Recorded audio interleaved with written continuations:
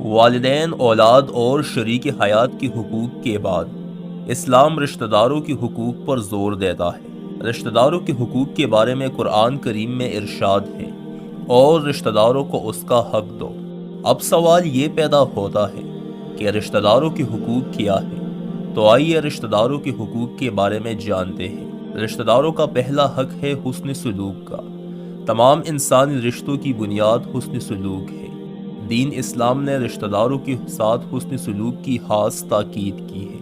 قرآن کریم میں اللہ تعالیٰ فرماتا ہے، اور والدین اور رشتہ داروں سے اچھا سلوک کرو، جبکہ نبی کریم صلی اللہ علیہ وآلہ وسلم نے فرمایا کہ جسے یہ پسند ہو کہ اس کے رزق میں کشادگی ہو اور اس کی عمر دراز ہو، تو اسے چاہیے کہ رشتہ داروں سے اچھا سلوک کرے۔ دوسرا حق مالی امداد کا ہے۔ مالدار رشتہ داروں کو چاہیے کہ غریب رشتہ داروں کی مالی امداد کرتے رہے اور ان کی ہر طرح کی ضروریات کا خاص خیال رکھے۔ اگر کوئی رشتہ دار فوت ہو جائے تو اس کے بچوں کی پرورش اور اچھی تعلیم کا بندوبست کرے۔ قرآن مجید میں ارشاد ہے، نیک شخص وہ ہے جو رضائے الہی کے لیے رشتہ داروں، یتیموں، مسکینوں، مسافروں اور مانگنے والوں کو مال دے اور غلاموں کو آزاد کرانے میں مال دے۔ نبی کریم صلی اللہ علیہ وآلہ وسلم نے فرمایا، مسکین کو صدقہ دینا ثواب ہے اور رشتہ دار کو صدقہ دینا دوہرا ثواب ہے۔ ایک تو اصل صدقے کا اور دوسرا رشتہ داروں کے حقوق کے خیال رکھنے کا۔ تیسرا حق رشتہ داروں کے باہمی تعاون کا فائدہ ہے۔ مسلمانوں کو حکم دیا گیا ہے کہ اپنی ضرورت مند رشتہ داروں کا خیال رکھیں تاکہ انہیں غیروں کے آگے ہاتھ نہ پھیلانا پڑے۔ ہمیں تلقین کی گئی ہے کہ جو کچھ اللہ کی راہ میں خرچ کرو، اس میں ترجیح اپنے رشتہ داروں کو دو، لیکن انہیں تانے دے کر اپنا اجر و ثواب برباد نہ کرو۔ انہیں احساس کمتری کا شکار نہ ہونے دے۔ رشتہ داروں کے ذریعے مالی امداد یا تعاون کا ایک اہم فائدہ یہ ہے کہ اس سے انسان کی عزت نفس مجروح نہیں ہوتی اور رشتوں میں محبت بھی فائدہ ہو جاتی ہے۔ چوتھا حق خوشی و غمی میں شرکت کا ہے۔ رشتہ داروں کو ایک دوسرے کی خوشی و غمی میں شرکت کرنی چاہیے۔ ایک دوسرے کی خوشی پر حسد نہیں بلکہ خوش ہونا چاہیے۔ اسی طرح ایک دوسرے کی غموں پر خوشی نہیں بلکہ خفگان ہونا چاہیے۔ اگر رشتہ دار ایک دوسرے کی خوشی و غمی میں برابر کے شریک ہوں گے تو یقیناً ایک دوسرے کے بارے میں محبت اور صلہ رحمی کے جذبات پیدا ہوں گے اور آپس کے تعلقات بھی بہتر ہوں گے انشاءاللہ۔ پانچواں حق نیکی کی دعوت دینا ہے۔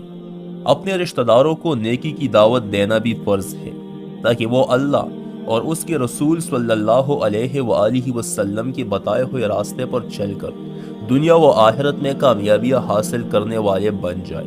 رشتہ دار اگر برائی کے راستے پر چل پڑے تو ہر ممکن کوشش کرنی چاہیے کہ وہ برائی چھوڑ کر نیکی کی طرف آ جائے۔ نبی کریم صلی اللہ علیہ وآلہ وسلم نے دعوت کا آغاز بھی اپنے رشتہ داروں سے کیا۔ قرآن مجید میں ارشاد ہے، اور اپنے عزیز رشتہ داروں کو اللہ کے عذاب سے ڈراؤ۔ چھٹا حق قطع تعلقی کی ممانعت ہے۔ قطع تعلقی سے مراد رشتہ داری توڑنا ہے۔ قطع تعلقی کرنے سے خاندانی نظام درہم برہم ہو جاتا ہے۔ کوشش کی جائے کہ ممکن حد تک رشتہ داری کو ٹوٹنے نہ دیا جائے۔ اگر کوئی رشتہ دار تعلق توڑے بھی تو اس کے ساتھ تعلق جوڑنا چاہیے۔ قرآن کریم میں ارشاد ہے، اور قرابت دار ان رشتوں کو جوڑے رکھتے ہیں جن کو جوڑنے کا حکم اللہ نے دیا ہے۔ نبی کریم صلی اللہ علیہ وآلہ وسلم نے فرمایا، قطع تعلقی کرنے والا جنت میں داخل نہیں ہوگا۔ ساتواں حق رشتہ داروں میں صلح کرانا ہے۔ بعض اوقات رشتہ داروں میں باہمی اختلافات کی وجہ سے جھگڑے بھی ہو جاتے ہیں، اس لیے ضروری ہے کہ ان کے آپس میں لڑائی جھگڑے کی صورت میں صلح صفائی کرائی جائے، ورنہ رشتہ داروں میں دشمنی کی وجہ سے اکثر اوقات بڑے بڑے فسادات ہو جاتے ہیں۔ ارشاد باری تعالیٰ ہے، اگر مومن کے دو گروہ آپس میں لڑ پڑے تو ان میں صلح کرا دو، جبکہ حدیث شریف میں آتا ہے کہ رشتوں میں صلح کرانے کا ثواب 2 حج اور 2 عمروں کے برابر ہے۔ آٹھواں حق وراثت کا ہے۔ اسلام نے رشتہ داروں کو وراثت دینے کا حکم دیا ہے۔ قرآن مجید میں ارشاد ہے، ماں باپ اور قریبی رشتہ دار جو چھوڑ گئے ہو اس میں مردوں کے لیے بھی حصہ ہے اور عورتوں کے لیے بھی اس طرح سے حصہ ہے، چاہے وہ تھوڑا ہو یا زیادہ۔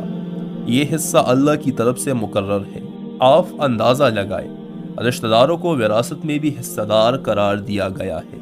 یاد رکھو کہ رشتہ داروں کے حقوق العباد میں آتے ہیں، اور ان حقوق کو پورا نہ کرنے سے اللہ بندے کو اس وقت تک معاف نہیں کرتا جب تک بندہ خود معاف نہ کرے۔